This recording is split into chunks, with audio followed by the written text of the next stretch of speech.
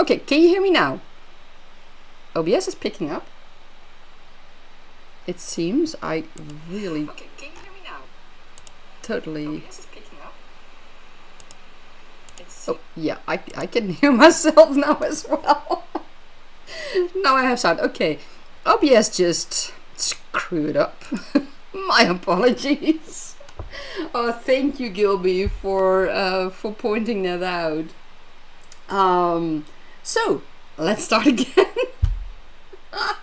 Oh, this is really bad. This is really bad. But okay, you know, that's what live streaming is sometimes. Oh my god. Okay, relax. And let's get back into it. Where was I? Yeah, no, it doesn't matter where I was because you guys didn't hear a thing. So, welcome everybody. Let's try this again. So, okay, let me just get out of this. Gilby, you say you must swivel now away to bed because you have to be up in the morning. Sorry you can stick around. I'm sorry as well, Gilby. But you know, afterwards you can, or in the morning, I mean, you can always check the live stream to see more what I talked about, and maybe add your own world building experience in the comments and in the Discord, of course. So let me know what you think of it. Oh, and a question since you were here. I was thinking about making, write along or immersive writing session videos-ish things. Videos.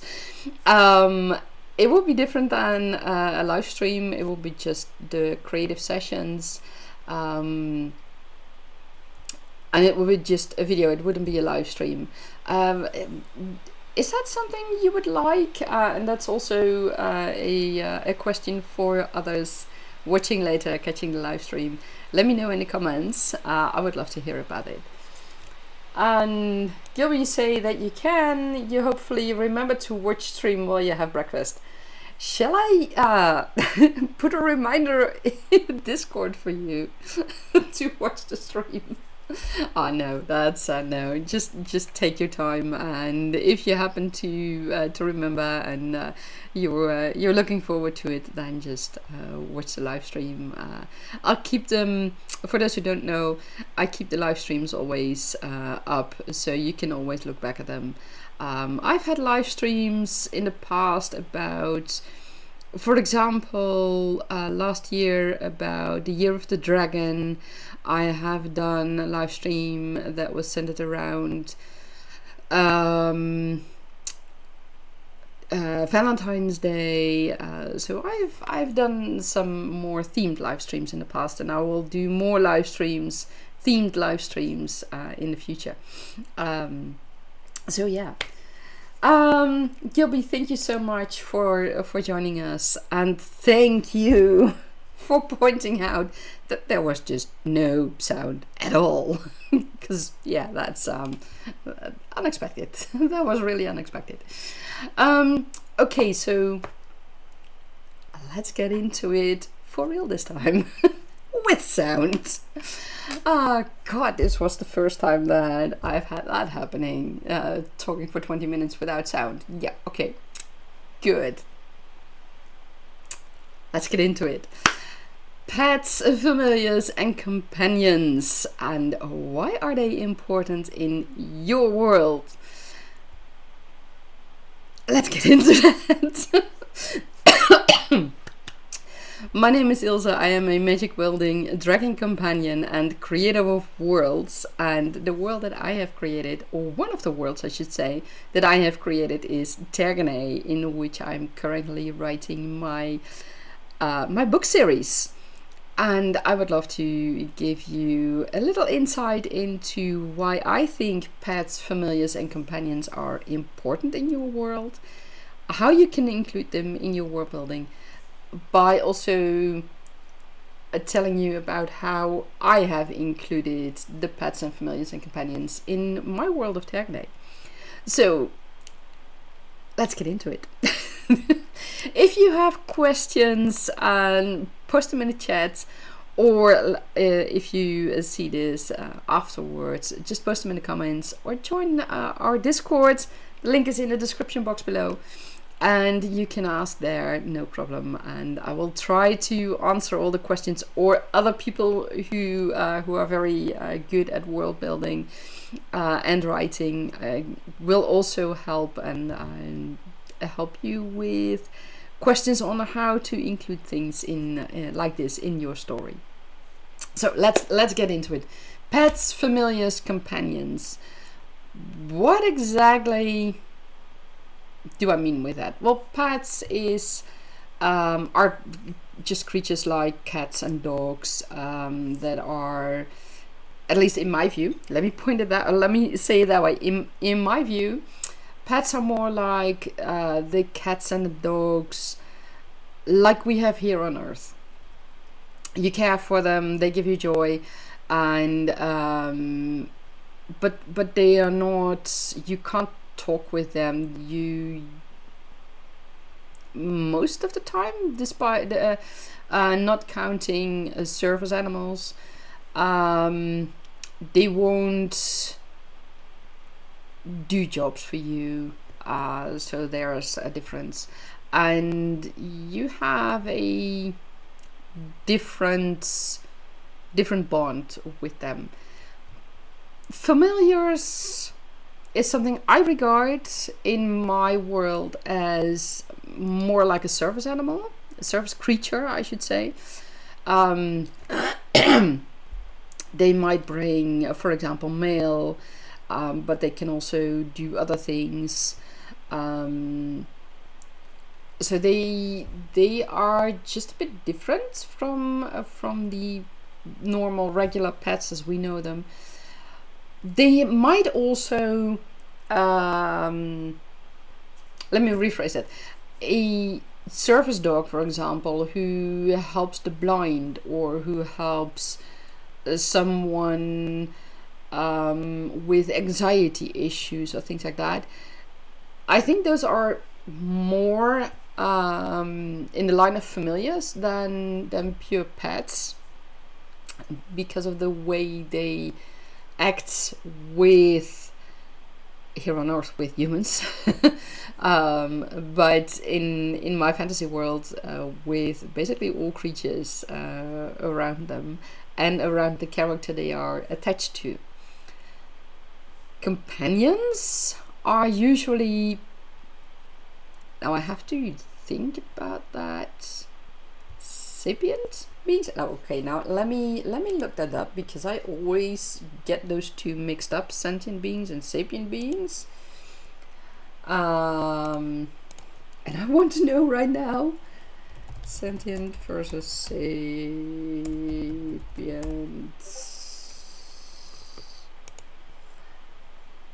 I really always forget that.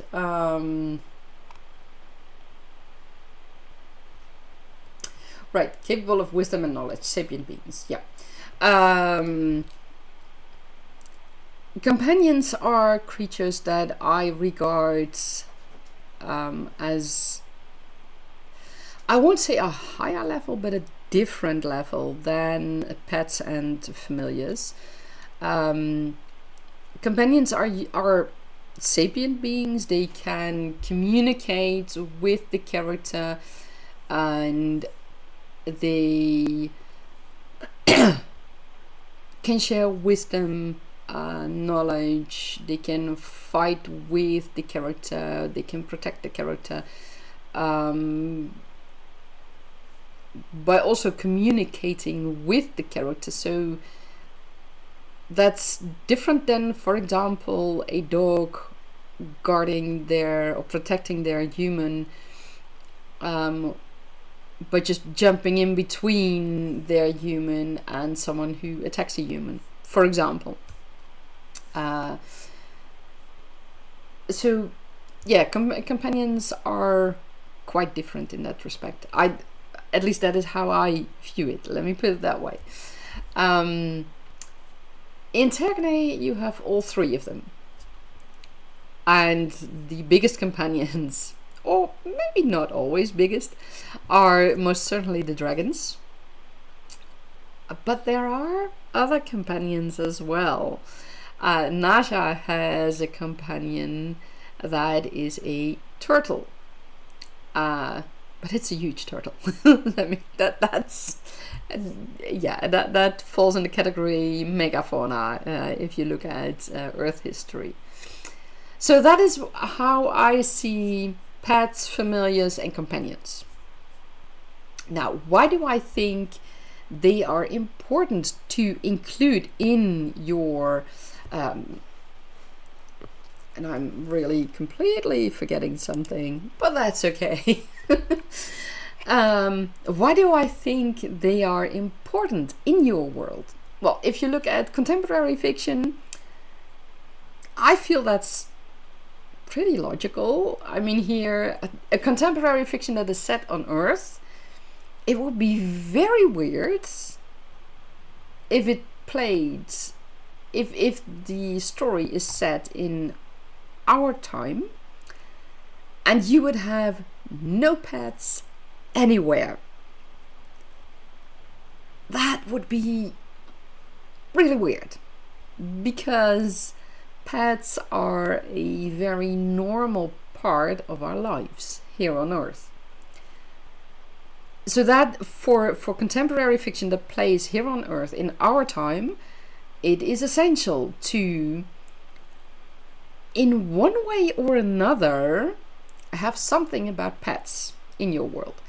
Even if it's just a pet store that your character walks by, or a dog or a cat he or she sees on the street or in the park. So in that respect, it's quite vital, I think, because otherwise it would be a strange world. It would be a strange Earth if you would completely ignore that. Now, if you look at fantasy worlds, there's a difference. It all depends on how you set up your world. How do creatures respond to your characters, to the races of your characters, and how do your characters respond to that? Looking back at the history of Earth and the way creatures became pets,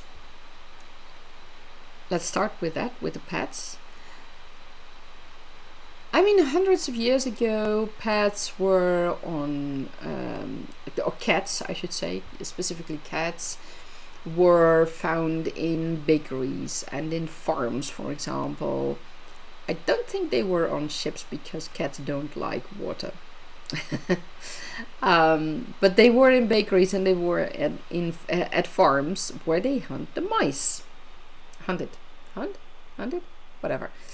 Any native English speaker, correct me if I'm wrong. Correct me with the correct way to say the past tense of hunting,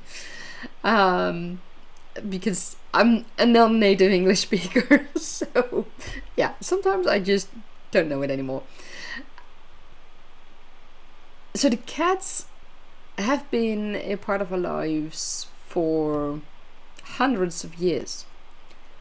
Even longer, where if you look back, for example, at the Egyptians, the pharaohs, that was a couple of thousands of years ago, there were gods that were cats. I think it was Anubis. Let me check that. Is Anubis the cat god? Anubis god.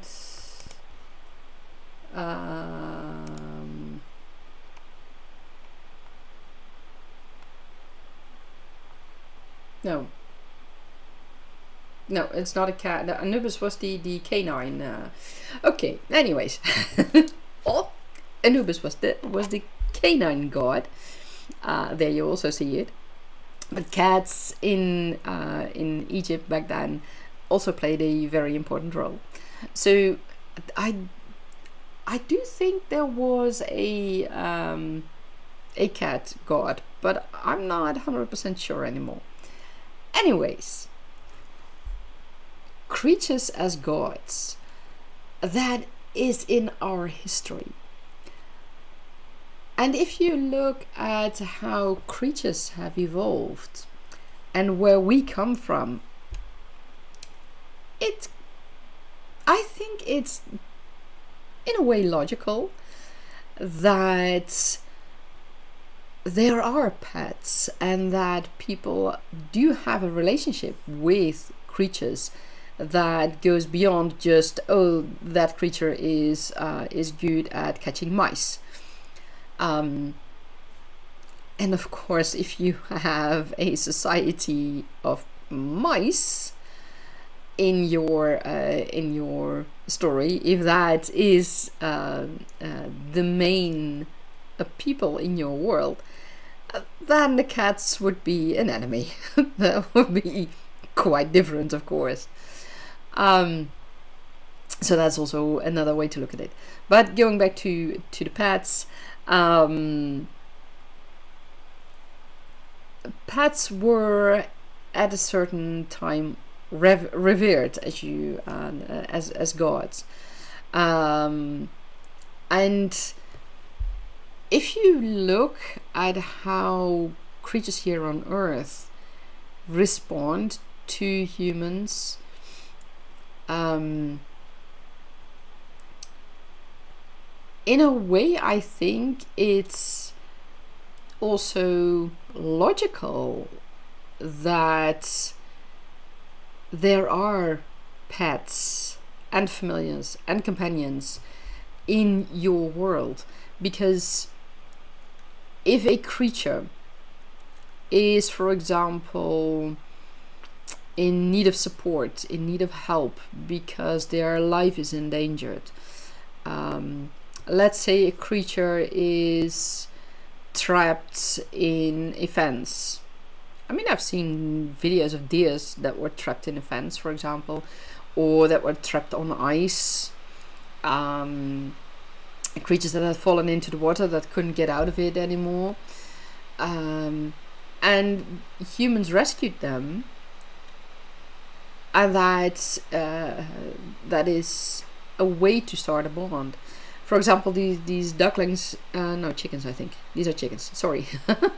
But those turtles you saw earlier, sometimes you'll see fishermen who find turtles that have fishermen or divers or other people that are on the sea will find turtles or dolphins or other sea creatures that have a plastic wrapped around them, or that are trapped in a fishing net or trapped in something else that they can't get out of, and the people will go in and save them, and that might form a bond. You sometimes hear that the creature that was saved, if he or she, or if that creature meets the human that saved that creature later on, they might even recognize it.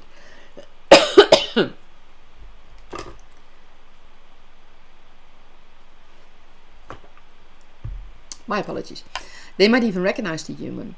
So for me, it's logical that something like that could also happen in a fantasy world. In Tergane, that is certainly something that is going on. Tergane has all kinds of creatures. One of the important creatures that you will meet in the beginning of the book are turtles. There's a whole history for the Silken Bamboo Archipelago Empire, where turtles and coral reefs are a central part of how the people from Silken Bamboo Empire found a safe haven in the archipelago where they live now. And there's a whole backstory to that, of course. And one of the very important creatures in that is the turtle. And it's not the turtle that can fit in your hand. I mean, let me make that clear. It's a really megafauna size turtle. Well, this one particular turtle was even way bigger. That's...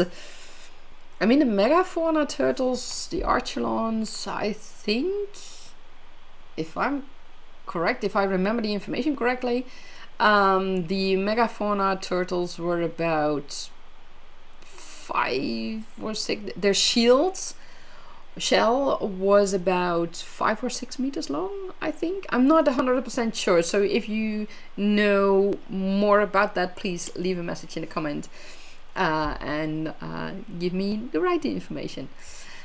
But yeah, that's that turtle saves the people of Silk and Bamboo when they fled their country that was devastated due to natural disasters, and they arrived in the archipelago. And from there they started to protect the young turtles and make sure that they would have a good start in life. And some turtles end up as pets in one way or another, because of the way they respond to the protectors, for example. If you look at the dragons in Tergne, you can see a similar thing. The dragons are also, some of the dragons, I should say, are also companions. They are not just creatures in the world. Many dragons are sapient beings. There are dragons that are not fully sapient. They are a bit in between sapient and sentient. But many dragons are sapient beings, and they are able to communicate, for example, with their companions, the dragon companions, in ways that others can't. They form a bond with them, and that makes the world different. It makes your character different, and that is why, one of the reasons why I think pets and familiars and companions are important in your world. They affect your world. They affect the way the people in your world deal with certain creatures. For example, those turtles I talked about, if they are attacked by certain other creatures, the people of Silk and Bamboo will attack those predators or those attackers. They will protect the turtles. That is ingrained in their culture. So those creatures are part of their culture, and that is what you also see in Earth history. Dogs, cats, look at other gods, have become a part of the culture of various cultures. I mean, India has also, if I'm correct, please, if I'm not correct, please correct it in the comments. I won't pretend I have all the knowledge. But the animals here on Earth, several of those animals are revered. Okay, that just spontaneously went away. It's okay. They are revered for who they are, what they can do for human beings, to the point of them being seen as a god. Like those kittens here right now, I do know that the pharaohs had a very, how shall I say that, a very good relationship with cats, and cats were important to them in one way or another. So it's logical that they are part of the world here on Earth. I see it also as a logical part of the world in a fantasy setting. It shows, like I said earlier, it shows a part of the culture of a people. It shows how different creatures react to each other, and it shows how the creatures that become pets and familiars or companions will protect the people, and will work with the people, like border collies work with shepherds to protect the sheep. Those are all important things. Another aspect of why I think it is important to have pets and familiars and companions, either, but at least pets in your fantasy world, is because it also shows how your character, well, let me rephrase it. It also shows traits of your character. For example, when your character sees, let's look at the deer. When your character sees that trapped deer, a deer that is trapped in a fence somehow, there are multiple ways a character can respond to that. Your character can go sit and wait until the deer kills itself, unalives itself.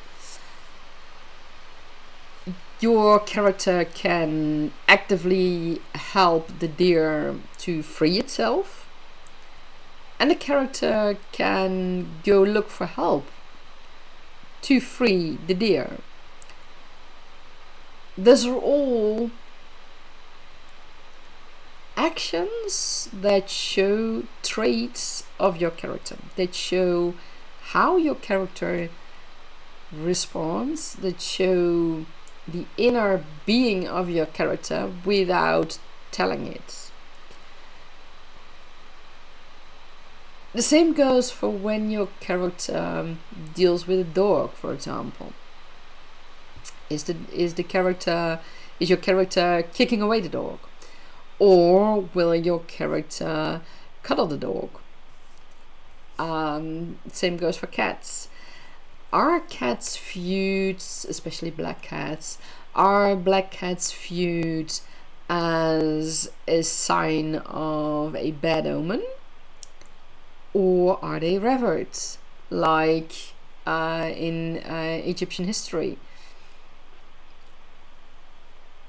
Those are all different ways to see how your character's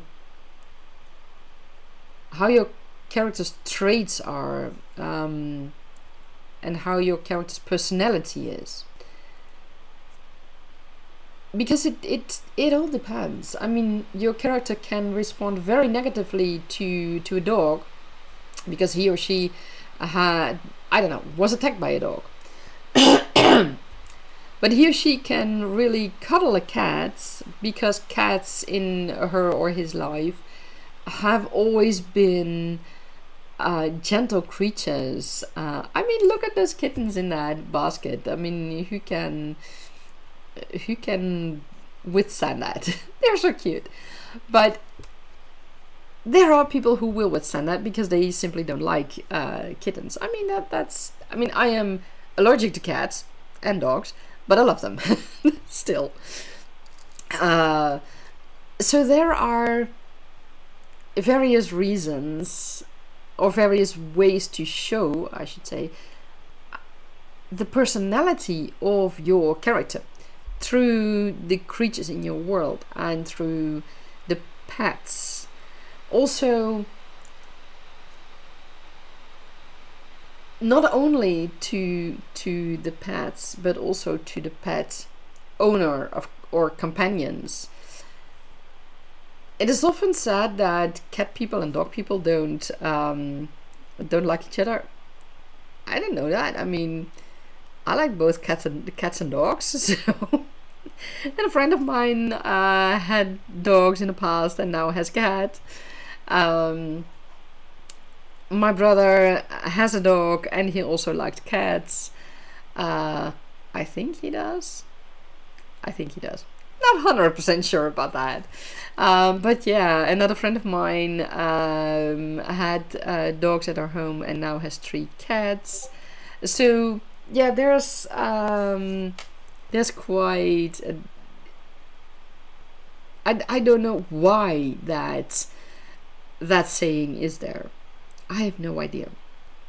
But suppose that the people in your world really stand by that saying, that a cat person does not like a dog person. Your character might be a cat person, so your character would respond differently to a dog person. That shows part of her or his personality. It can also show part of what he or she has been taught in their culture. And they might agree with that, but they might also not agree with that. And that can show character growth. Like, for example, if a character is indeed a cat person and responds very negatively to dog people, and later on meets someone of whom she doesn't know that he or she is a dog person, but that person helps her in a way that no one else could have helped her. Does that mean that she would automatically hate that person if she finds out that that person is a dog person? Those are all things to think about. And those are things that can show that growth that you need in your character. So that's another reason why I think pets and familiars and companions can be a very important part, or are a very, very important part of your world, should be a very important part of your world. Familiars, those are, like I said, I see familiars as they are different than your regular pet. They are more service animals in a way, service creatures. I mean, they might not all be animals, or what we regard as animals, let me put it that way. And that makes a difference as well. Here on Earth, we are used to seeing service dogs for people who are blind or who have anxiety problems, or whatever reason they have a service dog. There are many reasons. We are used to that. But, for example, dogs bringing mail, with that really being their job, that's different. Like pigeons here on Earth, they will deliver messages, but they will fly they will fly to a region they are trained to fly to. Familiars in my world have knowledge of the world, and they are not necessarily trained to fly to a certain area. If they fly, for example, they have knowledge of the world, of where they are supposed to go, and they have knowledge of the people to a certain extent, they are supposed to go to. So they are in between sentient beings and sapient beings in my world. I mean, that's what I want to say up front. These are all how I do it. And then you have the companions. Oh no, let me go back to the familiars. Why are they important? They fulfill a different role, and they can maybe do things that other creatures can't do, and they again show a different part of, or can show a different part of your character's personality, of your character's traits. They can show a certain part of your culture, and that's all important. Companions, in the way I see them, they can give just that little bit more. They have a bond with the characters that rises above the familiars, that rises above the pets. They can actually communicate, talk to their companion, to their people, to their person. In my case, in Tergane, that is only possible because of a certain bond they form. People who don't have a bond with such a creature, or with said creature, can't communicate that way with the creature, unless the creature allows it.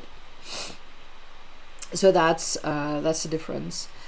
So again, also companions can show personality of your character in a completely different way. If your character is a mean person, the companion of that character might pick up on that, and in Tergane will probably pick up on that, and will usually go with that character.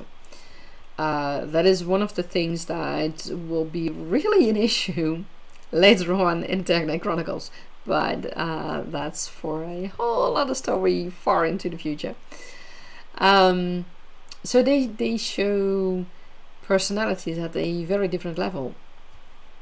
They can show certain things of characters that you might not expect. I can't go into detail about that because then I would give away certain things of my story, and these are things you will have to discover yourself once you can write the story, read the stories, not write them, read them. I want to keep those things a surprise for you. That's but once you read back from the beginning, there are lots of things you will start to understand. You will start to see that you might initially not expect when you first read the books. So yeah, there's a lot woven into it, into the companions and such, that you might not expect at first. But keep in mind, in my world, the companions show another level of that personality of your character, another level of that cultural ingrainment in the world. So that is why I think pets and familiars and companions are important in your world. Yeah. That's about it for the importance of pets, familiars, and companions. Now let's see if we can put it to practice. Well, I have already put it to practice in the first chapter of the Tergane Chronicles, and in many different ways throughout the world already. I will show you how I did that in the next section after our first creative session. So let's get into that right now. And I hope you all have a lot of fun with your creative session. So let's get to it.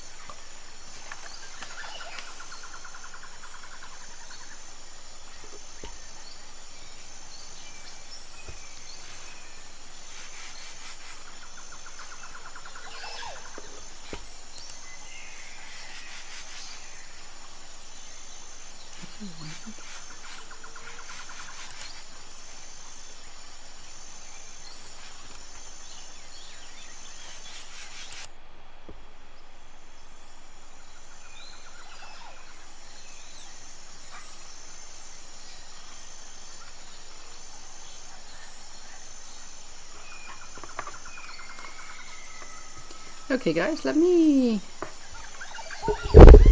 just get back to something because this sound doesn't do a thing.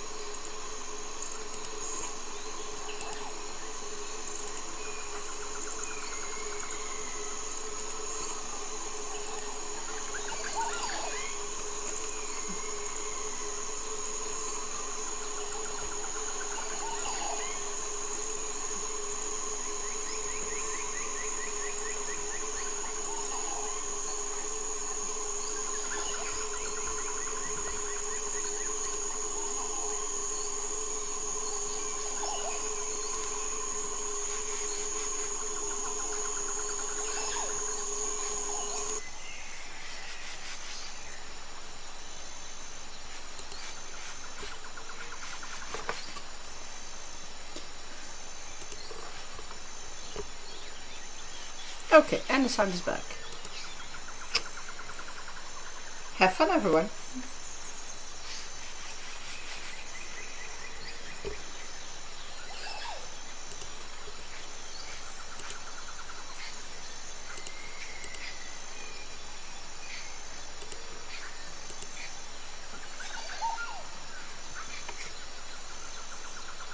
Yeah.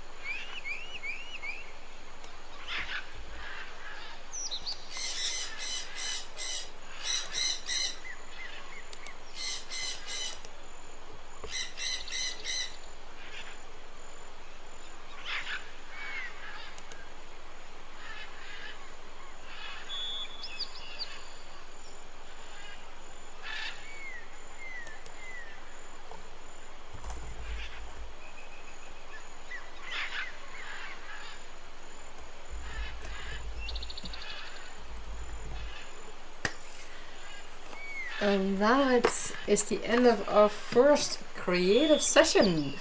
I hope you all had, yes, I hope you all had a wonderful creative session.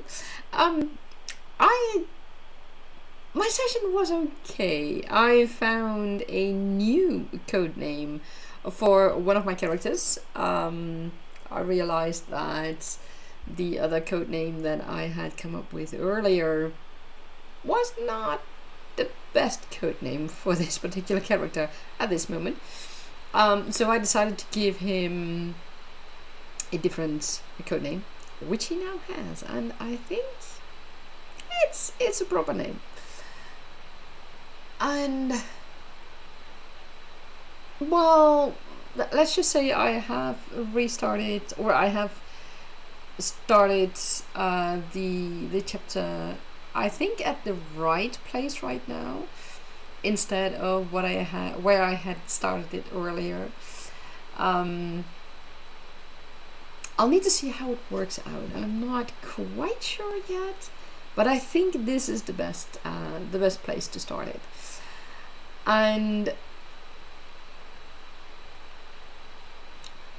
the fun part, there is another character right now outside that I thought to be inside, whom I thought to be inside. So yeah, my characters are surprising me again. But you know what? That's all part of the deal. That's all part of the writing process, and I like it. And I think this could give funny, how shall I say that? A funny distraction from things that are going on. But we'll see about that. I don't quite know yet. So I'll have to see how it plays out. Yeah, that's all. Those are things. I mean, I have a very rough outline for my series. I have written down a few things that I wanted to happen in this chapter, but yeah, like I said in my previous live stream, with this chapter my characters just completely and utterly threw my plan away and made all kinds of changes that I hadn't accounted for. So while I'm in a way rewriting the chapter now, well, not in a way, I basically am rewriting the chapter now because when I was reading through it just now, through what I had already written, I realized that certain things should not be in the chapter, or would not be necessary anymore in the chapter, and other things I would have to rewrite because things have changed. So pretty much I will be writing the entire chapter, or everything that I had already written in that chapter. So we'll see. I'll see how that turns out. But yeah, for now the changes are for the better, and that is what is important to me when I write and I change things. They have to be for the better. They have to make the story better. They have to make the characters better, and the world building, basically just everything, you know, because that's all. Everything is part of your story. I mean, you can have a great world building, but if your story falls flat and if your characters fall flat, then it's not really interesting to read. And if you have a great storyline but your characters just don't fit in, then it's also not interesting to read. And if you have a good story and good characters but the world building is completely off, I mean, you have what sometimes is also called a white room. So you have written the story, you have written the events, and you have written the character, but you haven't included any information of the world building. Then it can basically take part anywhere. So yeah, that is why I think those three really work in tangent with each other. They make each other stronger, and that is also what I try to do, at least in my story. So that is why I also find it important to have good code names for my characters where needed, to think about names of, for example, taverns or cities or whatever, because they can also bring something to the events, but also colors, for example. So yeah, those are all things that I try to include while I'm writing it. And in this case, things need to change up, because again, like what I already experienced with writing my first chapter, I still have too much of that European setting in my head, or rather what I'm used to seeing and used to reading. And that's not good, because in a base I have a tropical setting. So a tavern would look probably a bit different in a tropical setting where it's always warm, compared to a European setting where in the winter there's snow. So you will have closed windows and things like that. So those are things to keep in mind. Yeah, so that's what I'm working on right now. So my second character, well, I should say one of the main characters already had a code name. I think it's okay for now. I might change it in the future, but at the same time, it might be okay. The other one, I really needed to find a new codename, so I did. I have a new codename now, and it has a good meaning, and that's also nice. So I can go on from there. What did I do with the pets and familiars and companions, you might ask? Of which I told you guys about earlier, or of which we talked about earlier, I should say. In this piece that I have written just now, there are no pets yet. I might bring in a pet, but they are not in it right now, in this piece. In the first chapter, however, Nasha, one of the main characters,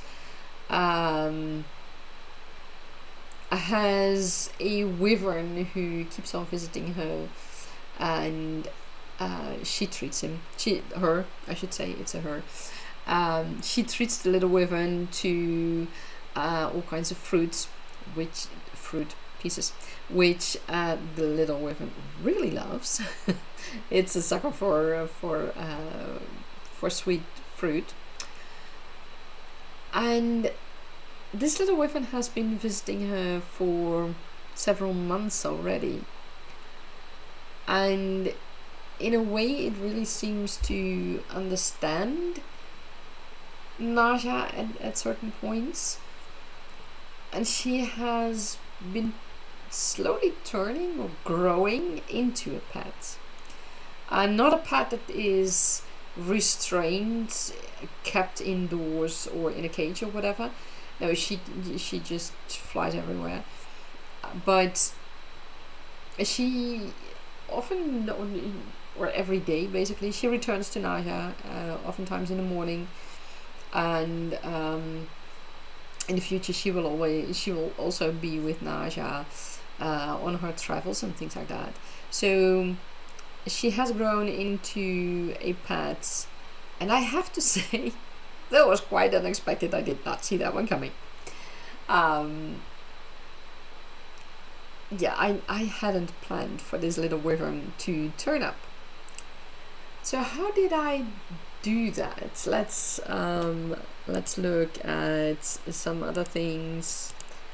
How do you include pets and familiars and companions? Well, in our earlier section about the importance of pets and familiars and companions, I already explained a few things. Those were examples on why it was important to include them. So how exactly do you do that?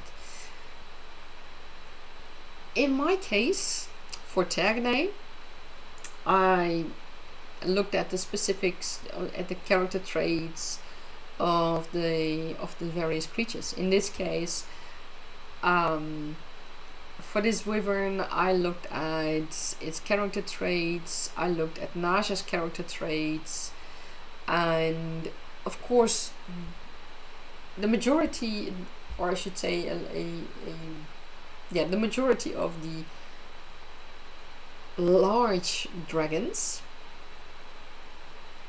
are sapient beings. I think it's safe to say that basically all large dragons are sapient beings.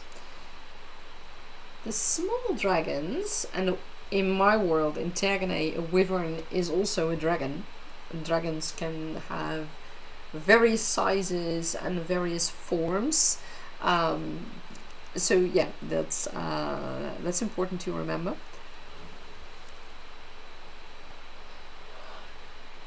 My apologies. So they can have various sizes, various forms, colors, everything. And the smaller wyverns, or the smaller dragons I should say, I mean, there are also dragons that can fit on the tip of your pinky finger. And this little wyvern can wrap its body, can wrap her body around your forearm. So yeah, that's how small she is. And they are sentient beings, and they might have a few sapient traits, but they don't communicate with the people like the large dragons do, like the sapient dragons do. So there is a difference there. I also looked at what would be logical. In this case, this wyvern species is quite unique to the Silken Bamboo archipelago. You might compare it to the Galapagos Islands, where there are certain species, certain creatures that are really unique to the Galapagos Islands. Galapagos archipelago, if I'm correct. I've done the same with these wyverns, with these small wyverns. These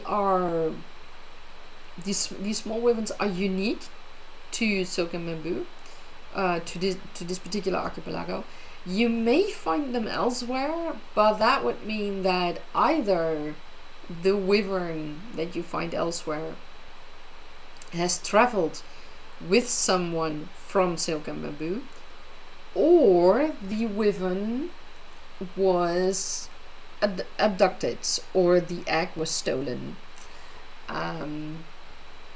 So those are possibilities of how those wyverns can turn up in other places.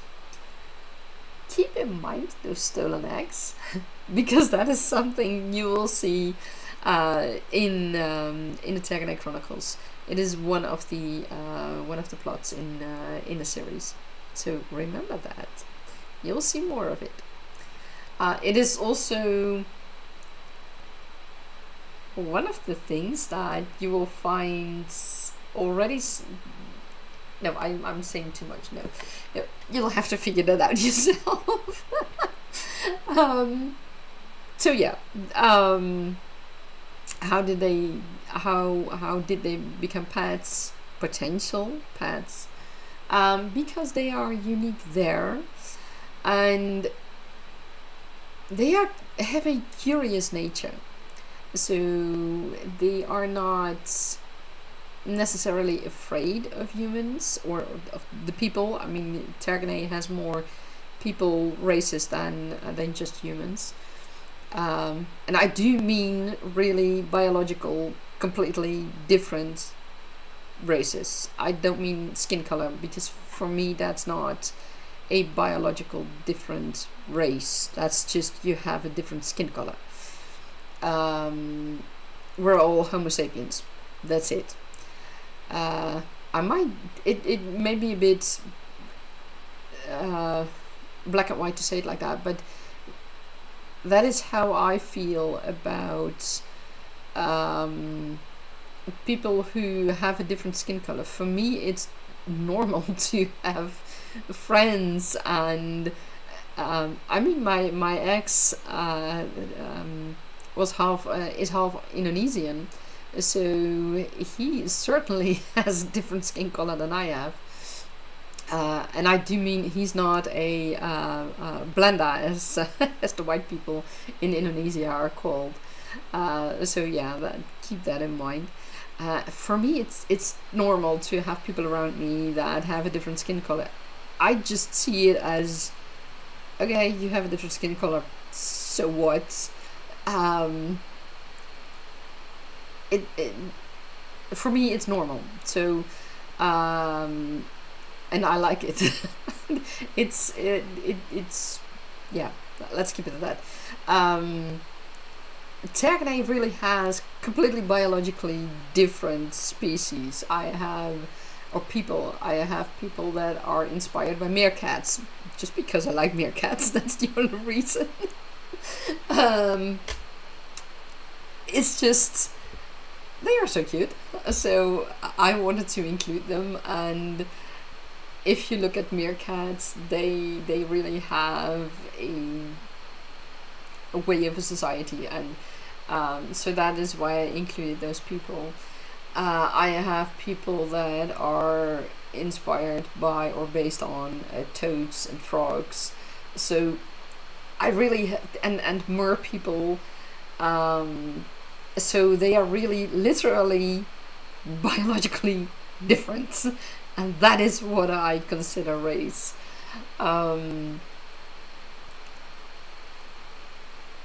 The wyverns, these small wyverns in Silk and Bamboo, are used to these people in Silk and Bamboo, and the wyverns are really curious.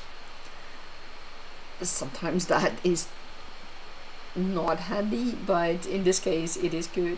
They are really curious. They fly everywhere around in Silk and Bamboo, and they love fruit. They absolutely love that.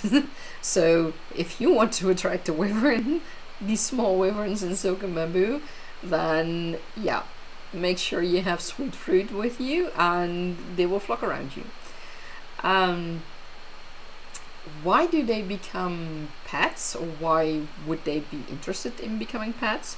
Well, for one, easy food. I mean, the best reason of all, right? They get fruit from the people, and the people will also protect them. Why? Because these tiny wyverns help protect the young turtles and the eggs. And one of the big things in archipelago, in the Silk and Bamboo archipelago, are the turtles. The protection of the turtles and making sure they grow up to adult turtles, and the fact that these tiny wyverns help protect the turtles. They really see, especially the young turtles who just hatched, they see the turtles as playmates. So they're not attacking them, but they are really playing with them, reacting to what the turtle does, and the turtle can do things to the wyverns, and so that is how they interact with each other. two completely different species, two completely different creatures that are still connecting with each other and playing with each other. That is something you will see also in the books. So the people of Silk and Bamboo see these tiny wyverns as their helpers. The protectors, especially the protectors of the turtles, they see these tiny wyverns as their helpers. So they will also help these wyverns. They will make sure that the wyverns have food. If a wyvern is wounded in any way, they will make sure that that wyvern is helped and is healed. And from that, if you look at it from that point of view, the wyverns also like that connection that they have with the people. So having a more of a pet relationship with the people in this case is not surprising. It's actually quite logical that such a bond starts to exist. Now, if you look at familiars, for example, Tergne is a world that doesn't know industrialization as we know it.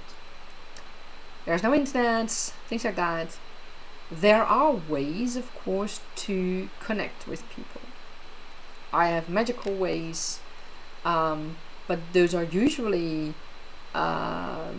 used by mages, not by common people.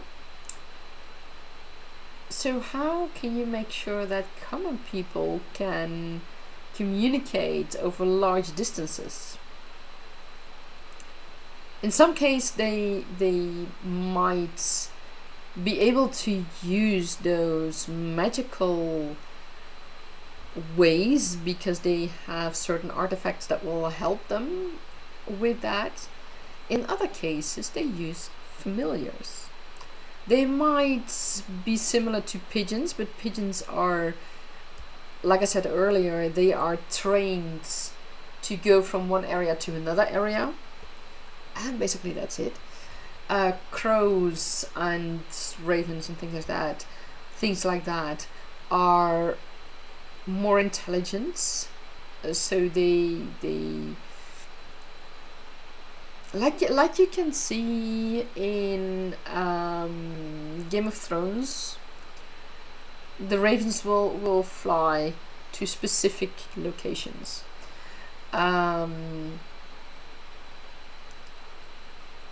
The familiars in my books are not necessarily trained to fly to one location.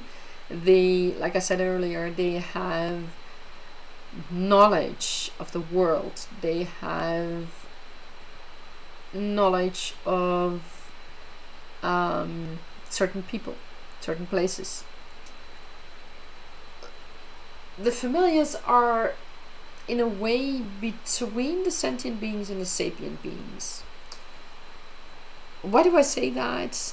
The familiars are not completely sapient like the dragons, like the large dragons in Tergne are. The familiars do not have, for example, that way of communication that the dragons have. And there are other things that the familiars don't have or do that the dragons do have or do. The familiars have specific jobs, so to speak. And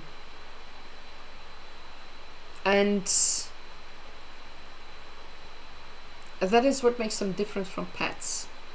Like I said earlier, they can also be service creatures, service familiars for people with any kind of disability, but also service animals, for example, in the military, or between I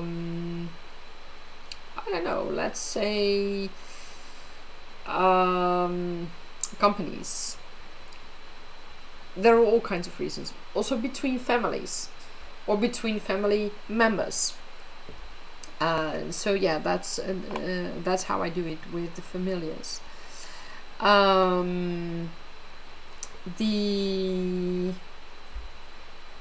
The companions, that is a whole different ball game in a way.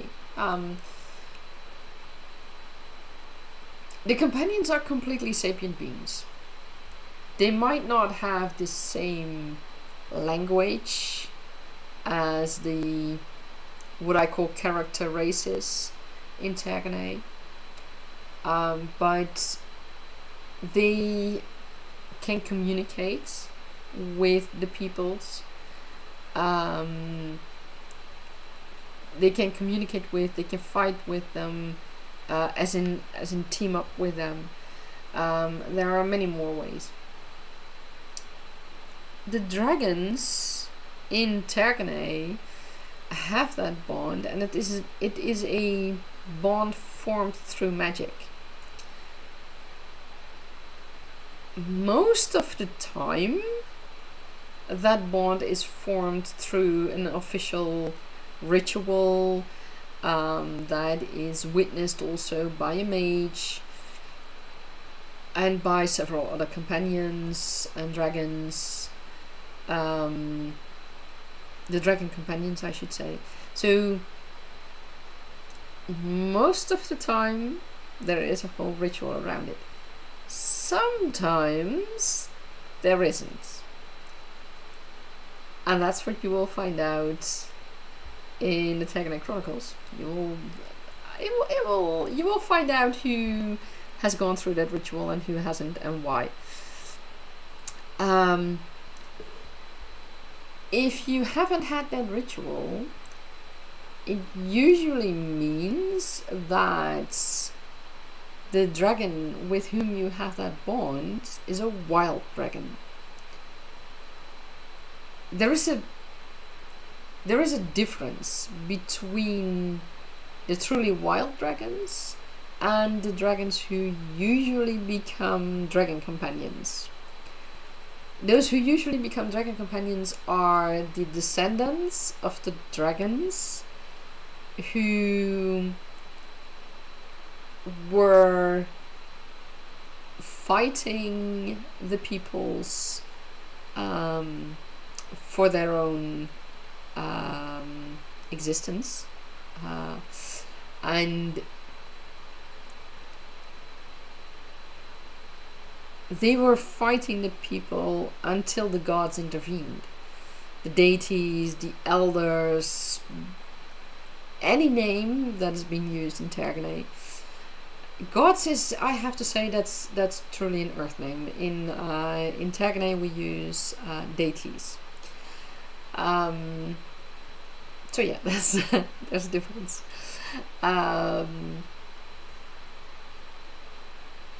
The deities intervened for the dragon companions. They later on became the elders, or that's how they viewed them. But the deities intervened because there was another kind of enemy, and that other kind of enemy, way back when, and I'm really talking thousands and thousands of years ago. They were set to destroy whole races. So the deities intervened, and that is, you might think, why do deities intervene? I mean, don't they just let lives go on? The deities intervene because they have a somewhat more active role in Tergane.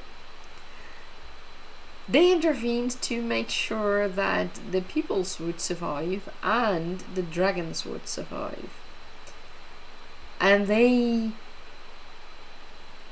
made that ritual happen. They made that bond happen. They essentially created the circumstances in which that bond could happen. and they, I won't say dictated, that's maybe a bit harsh, but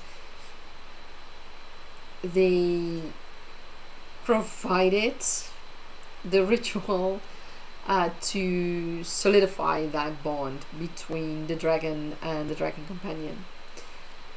I speak of the dragon companion, they see each other as companions. I speak of a dragon companion instead of a dragon rider, because the way I feel it, a dragon rider is often still viewed as being above the dragon. In Tergne, in this case, the dragons and their companions are equals. So they are not, the companions of the dragons are not riders, they are companions. That's a different way to look at it. And that is because of the way the deities made it all happen. Mind you, that happened thousands of years ago in Tergne, so the stories might vary on that, and the actual factual history might be different than what the people think is history. Keep that in mind. That is important for your world building. Factual history is what you make the history to be. The history that your characters, that your peoples in your world think is the history, is something else. So those are things to keep in mind. So the deities basically invented that ritual and made it happen. And they did not prevent that bond from forming between wild dragons and their future companions. So that's how I did it with those companions. But there are not only the dragon companions. I told you earlier about Naja and her turtle companion. She has a similar bond with, well, basically I should say she has she essentially has the same bond. It's viewed differently because the turtles are viewed differently from the dragons in the world of Tergne, but essentially it's the same bond. The deity of the coral reef, I named here I can't speak the name. I really need to find another name. Anyways, the deity of the coral reef, let me put it like that. She was also aware of the bond that the dragons and the dragon companions have, and she thought it was a good idea to have a similar bond, essentially the same, but for the turtles and the people of the archipelago. So that is how that came to be. Also there, it's possible that people will form a bond outside of that ritual, but mostly it's done with that ritual. So yeah, there are multiple creatures, creature races, creature species who can become a companion for one of the peoples. That all works in ways for your character, for your story, for the culture in your world. Like I said, the deities intervened for the dragons, and the the deity of the coral reef, set it up intentionally to protect the turtle, to for the people of the archipelago to be able to better protect the turtles, because they would have a better way to communicate with the turtles, so that they knew what the turtles need to know what the turtles need to survive and to thrive into adulthood. That is why that deity intervened in that way. So that is how I did it in the world of Tergane. And you know, there are so many ways that you can do it, but the most important things to think about is how you can make it believable. And you can make it believable by considering all the aspects. Consider the world building, but also consider your characters. If you would like a creature to become a companion, for example, for your character, for your main character, look at the characteristics and personality, the traits of your character, and see if it would be logical to have such a creature as a companion, to have a companion at all. Would your character be open to that? And would it be logical for that creature species to be open for that? To be a pet, to be a familiar, to be a companion? Because those are all different things, and those all bring different advantages, benefits, but they can also bring disadvantages, both for the peoples and for the creature companions. And that is something that is very important to keep in mind. Why would a creature become a pet or a familiar or a companion? What is their benefit? Because otherwise, why would they do it? And that can work in various ways. I already told you about that little wyvern that has become Naja, that has grown into becoming Naja's pet. Very simple. Naja gives her food, and Naja doesn't give her all the food, but Naja gives her food and plays with her. So every now and then. And she gets to play with the turtles. The dragons became companions because that way they would have an ally, and they would be protected from the, how shall I say that? From the violence of the peoples. Besides that, one that was willing to kill, to eradicate other peoples. So, yeah, that.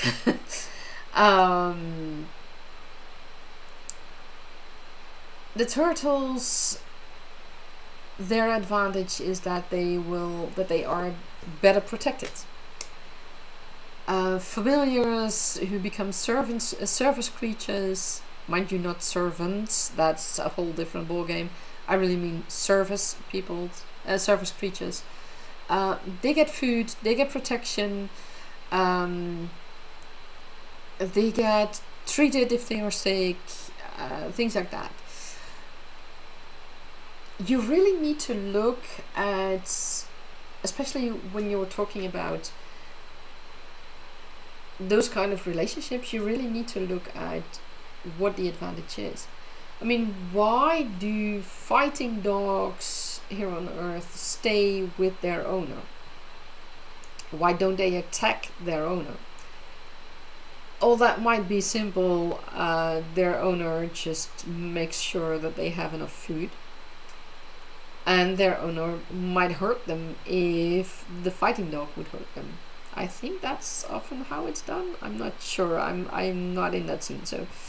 But the few things I heard about it, it's often the case that the dog has been mistreated by the owners.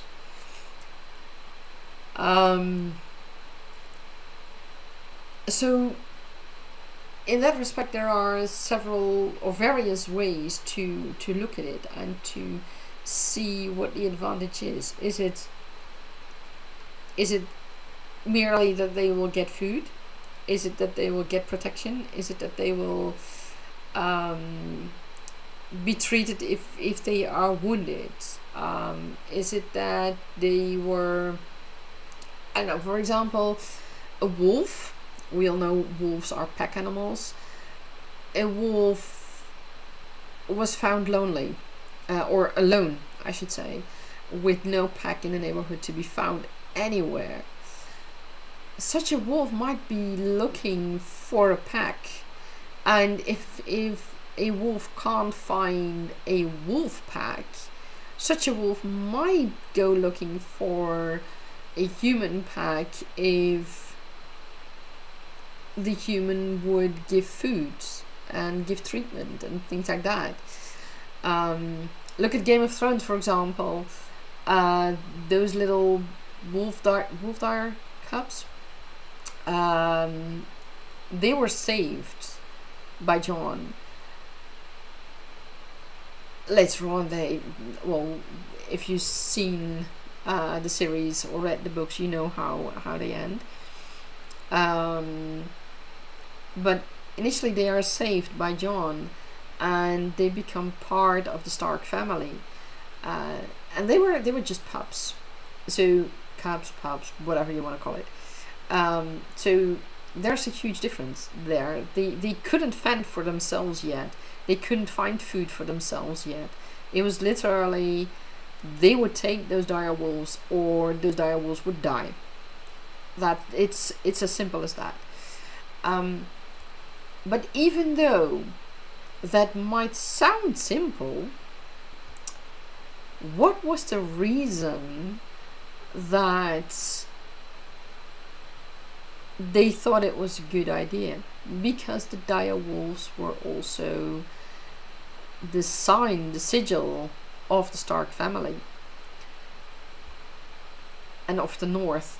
So that was a reason to get them in, to protect them, to feed them, to keep them alive.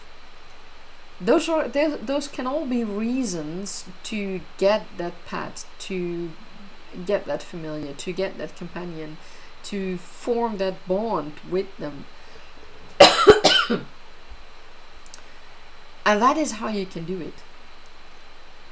Make sure there is a reason, there is a logical reason for that creature to form such a bond with a person in any way. I mean, why would a horse accept a rider on its back? I mean, that's just weight, right? Weight they wouldn't have is if they wouldn't accept the horse rider.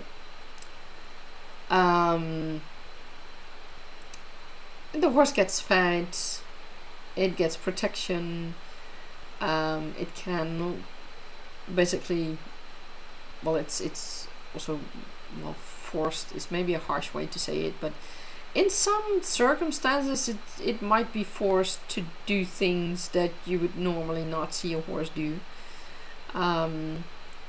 If I look here in my well, not literally in my backyard, but in my hometown, there is a pension for horses, and they are well fed, and they can go into the paddocks and just graze around and have fun with each other, frolic with each other, and it's all good. They have a good life. So that is also that might also be a reason for those horses to indeed stay with those humans and not try to escape, for example. So there are a lot of reasons, a lot of world building basics that you can look at, and cultural things that you can look at for inspiration to make your own pets and familiars and companions. And that's how I did it. So I wish you a lot of fun with creating those pets and familiars and companions, and let me know in the comments how you did it. And for those watching the live stream, let's do one more creative session, and then that's it. It's been a long way. That's what you get when the sound doesn't work initially. So one more session of 25 minutes for the writing for the creative session, and then I will see you in the next live stream again.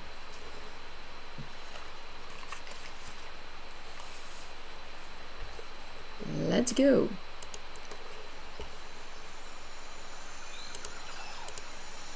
Let's go. Have fun.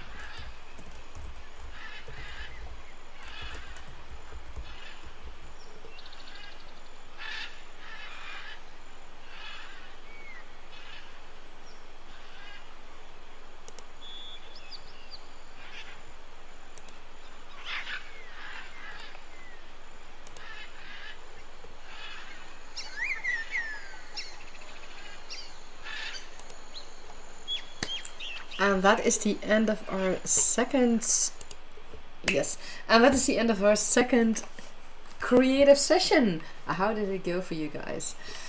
In this session, I did not yet get into the pets part, but it wasn't necessary. I did, however, discover a new saying that is particular to Dragon City. It is never judge a man by the colors he wears. I'll let you think about that. Let me know in the comments what you think it means. It was a good creative session for me.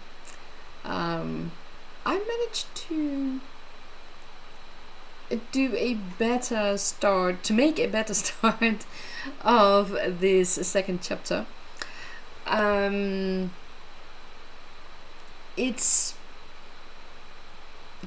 is tension in this beginning. We'll get to see a bit of the personality of one character and another. And the fun thing is, or one of the fun thing is, that one of the characters has a way of speaking that's with quite an accent, shortening words, things like that. That will be something for me to learn because I'm not quite so well versed in that. But it will be a fun challenge to write this for this particular character. Especially, no, I can't get into that yet. I will give away too much. And I won't give you guys the reason yet why this is especially hard in the future for me to write. But yeah, it's going to be hard and fun at the same time. So yeah, I'll see how that develops. In this beginning, you also see some how should I say that? A prejudice is the word I was looking for towards certain people.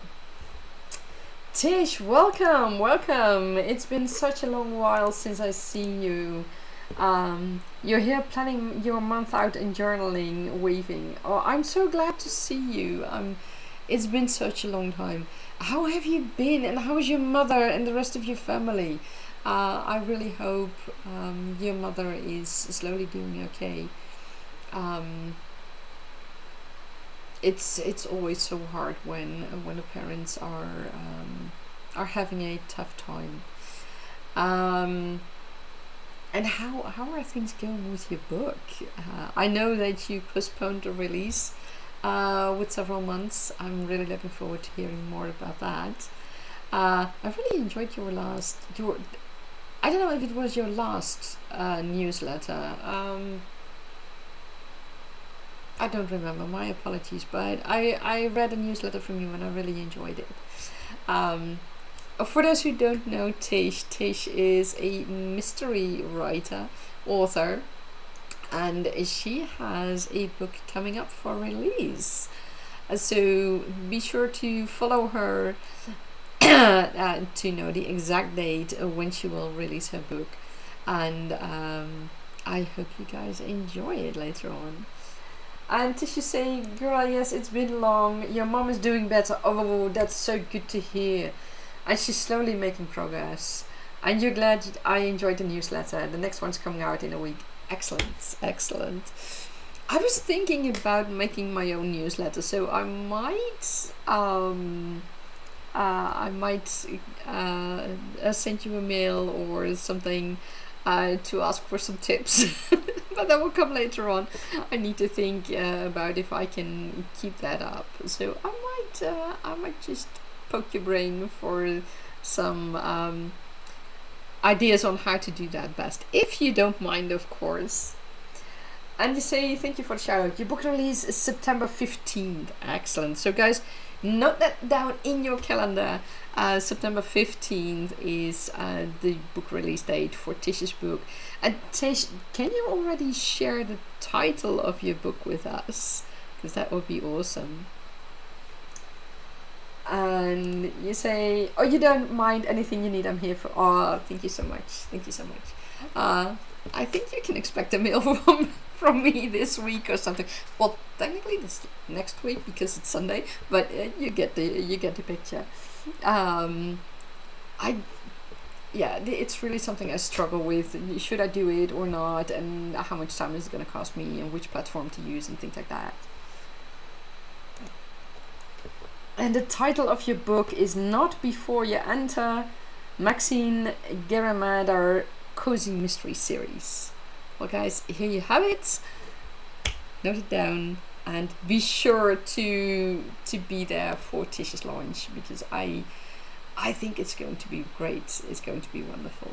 So keep an eye on our channel, subscribe to it if you haven't done it yet, and that way you will be notified, or that way you'll get more information, and you'll also get more of her ideas for notebooks and all other writing things, writing equipment and things like that, and journaling equipment. And Tish is really really awesome with that. So yeah, this second creative session, I'm starting to feel better about this second chapter, which is a good thing because otherwise I would have to rewrite it again.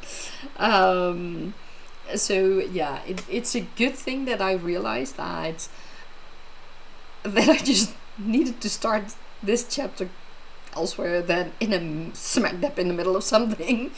And I think I know why I started that, because I wanted that meeting and that, well, not confrontation, but that because it's a good thing that happened, or a fun thing I should say. So I basically started the chapter with that without any background of the characters involved and why they were there. So that's not quite logical to start your chapter like that. So yeah, right now I feel better about it. I still have a lot of work to do in this chapter, but the fact that I already feel better about it gives me incentive for the future to keep on writing this chapter the way that I have started it now and the way it is evolving right now. So that's a good thing. And from there, it will be interesting for the third chapter, I think. My planning right now is that I will, once I finish this second chapter, I will make a more detailed outline of chapter 3 till 8, to have a slightly better understanding of what I think will happen. But you know, things might change. I mean, characters who were supposed to be one thing suddenly turned into salt merchants on the spice market, on the expensive spice market, so to say. So, and one character turns out to be a child, which I didn't see coming. So yeah, my characters just keep on surprising me. Oh right, and I think I told you that in the previous live stream as well. These two characters that I start this chapter with, they decided they were just in the middle of the capital instead of outside the capital on some field. So yeah, I thought things were going one way, and my characters decided, no, we're going completely the other direction. So yeah, that happens. I guess that's all the fun. Those are the fun parts of being a discovery writer. And yes, I have an outline, but I see it as a guideline. and it's not something for me that I have to write it like that. If I find that things are better in a different way, like the way I'm writing this second chapter right now, despite what I originally thought was going to happen, this is better. So in such a case, I will decide to take this change and to make it work, despite and just put aside that other plan that I thought was going to happen. Does that bring me into troubles with the rest, with the following chapters? No, because right now my outline isn't that detailed. I know on a large scale what has to happen, but the details can vary, and as long as it all fits in the story and in the development that is needed for both the story and the character, and in some occasions also the world, it's all for the better, and then I will just use it instead of what I had originally in mind. And you know what, as long as it's for the better, I'll do it. Well, that is to say, if the change that I come up with myself I think is for the better, I will do it. Later on, when more people start reading it, like alpha readers and first critique partners and sparring partners, and later on alpha readers and beta readers, if they suggest a change, I might not include that, but that's how the drafting process, writing process works for me, at least. I won't. It's also one of the reasons I won't be asking how they would change it. I would be asking what works for you and what doesn't work for you, and why did it not work for you. Things like that, instead of what would you change and how would you change it.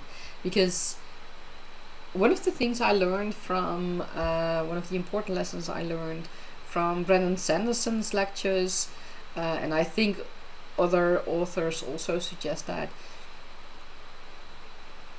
your beta readers, your alpha readers, sparring partners, critique partners, etc., if they make such suggestions like, I would change it to so and so, they would make those changes, they would suggest those changes because it is how they would write the story, but it's not their story that you are writing. You are writing your own story. So that is the reason why I won't ask what they would change. I will only ask how certain things make them feel, and what is working and what is not working. So I'm looking forward to hearing more from my future readers in the future. That's a whole different process. For now, I'll just keep on writing. So I noticed that I'm really starting to get trouble thinking and keeping my thoughts straight. So this is it for today. My next live stream will probably be in 2 weeks. That would be, let me check the date. Let me see. In 2 weeks. Hello? Yeah. Come on. That would be, I might go on a Saturday, because the Sunday is Father's Day here in the Netherlands in 2 weeks. So that's not a handy day to have to do my live stream. So I won't be doing that. So in 2 weeks time I will be doing a live stream, but I will be doing it on Saturday instead of Sunday. If you have a suggestion for a theme, like we did today with the pets and the familiars and the so I totally lost it. And earlier the previous live stream, the companions, thank you. And the previous live stream with our Dutch Memorial Day and Liberation Day. In case you have missed that, go watch the previous live stream, because I go deeper into how Memorial Day in the Netherlands works. I understand it's quite different from how things in the USA work. We see it's probably because, well, I'll just let you watch that live stream if you're interested in that. So if you are interested in some kind of theme for that live stream, let me know in the comments or jump in the Discord and let me know there. And we'll see how or what we'll talk about then. I have one big video thing coming up, but that's not going to be anytime soon, or at least not this not the coming 2 months, because I need to still go to the museum that I talked about earlier, the National Maritime Museum here in the Netherlands. I will probably go there in July, so the video about that will probably be published in August. It all depends on when exactly I can go and how much time it will cost me to edit that video.